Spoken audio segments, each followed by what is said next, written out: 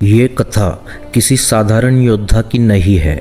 ये कथा किसी सिंहासन के लिए लड़े गए युद्ध की भी नहीं है।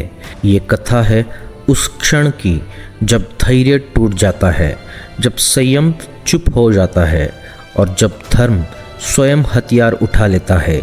ये कथा है परशुराम की, एक ऐसे अवतार की जो ब्राह्मण थे लेकिन उनके हाथ में अस्त्र था, जो तपस्वी थे लेकिन रणभूमि उनके चरणों से कांपती थी, जो क्रोधी नहीं थे लेकिन अधर्म से समझौता भी नहीं करते थे।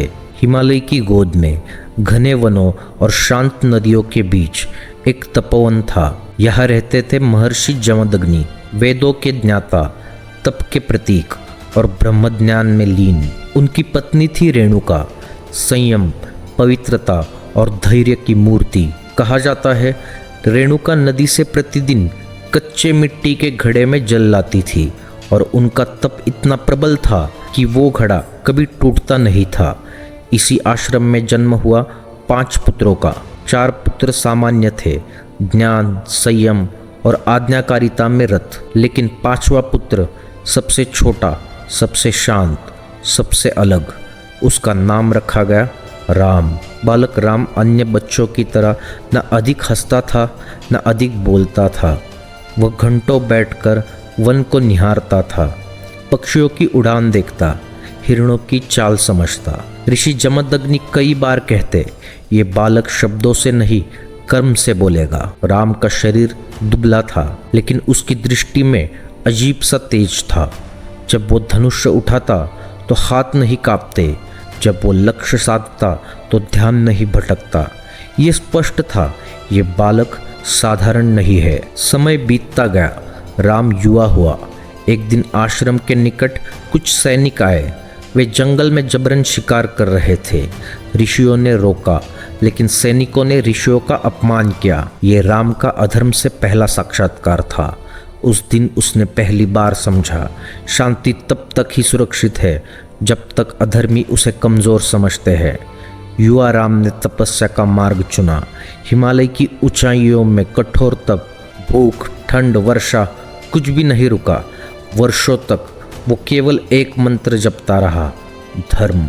अंततः भगवान शिव प्रकट हुए। शिव ने पूछा, तुम क्या चाहते हो? राम ने कहा, मैं शक्ति नहीं चाहता, मैं न्याय की क्षमता चाहता हूँ। शिव मुस्कुराए। उन्होंने उसे दिया परशु और कहा, अब से तुम परशुराम हो। इस पृथ्वी पर राजाओं का अहंकार बढ़ चुका था, विशेषकर है ये वंश का राजा कार्तवीर्य अर्जुन। उसके पास 1000 भुजाएं थी लेकिन उससे भी अधिक उसका अहंकार था। एक दिन वो ऋषि जमदग्नि के आश्रम पहुंचा। ऋषि ने उसका आदर सत्कार किया, कामधेनु गाय की सहायता से। राजा चकित रह गया। उसने कामधेनु मांग ली। ऋषि ने मना कर दिया। राजा ने ऋषि की हत्या कर दी और कामधेनु को ले गया। जब परशुराम लौटे तो आश्रम उजड़ा हुआ था। माता रेणुका विलाप कर रही थी। पिता का शरीर भूमि पर पड़ा था। परशुराम ने आंसू नहीं बहाए। उसी क्षण उनका तप टूट गया और प्रलय जन्मा। उन्होंने प्रतिज्ञा ली, जब तक पृथ्वी पर अधर्मी क्षत्रिय रहेंगे तब तक मेरा फरसा नहीं रुकेगा। ये कोई साधारण युद्ध नहीं था, ये एक युगांतकारी अभियान था। परशुराम ने अधर्मी राजाओं को चुनौती दी। राजा मारे गए, सिंहासन गिरे, पर ये राज्य लालसा नहीं थी, ये धर्म का शुद्धिकरण था।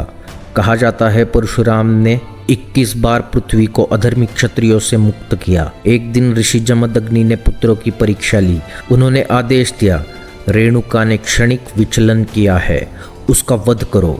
4 पुत्र कांप उठे।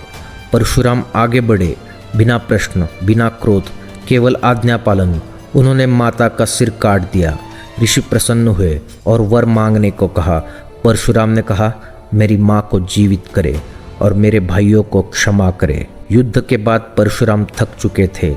उन्होंने पृथ्वी कश्यप ऋषि को दान कर दी। स्वयं महेंद्र पर्वत पर तप में लीन हो गए। यही कारण है कि वे चिरंजीवी है। जब श्रीराम ने शिव धनुष तोड़ा, परशुराम क्रोधित हुए, लेकिन श्रीराम के तेज ने उनके क्रोध को शांत कर दिया। उन्होंने समझ लिया, धर्म अब सुरक्षित है। भीष्म, द्रोण, कर्ण सब ने परशुराम से शिक्षा ली, लेकिन उन्होंने सिखाया अस्त्र तभी पवित्र है जब वो धर्म के अधीन हो। परशुराम केवल इतिहास नहीं है, वे चेतावनी है।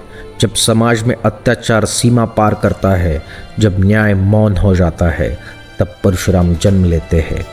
परशुराम का फरसा कभी जंग नहीं खाता, क्योंकि वो अधर्म के विरुद्ध आज भी उठा हुआ है।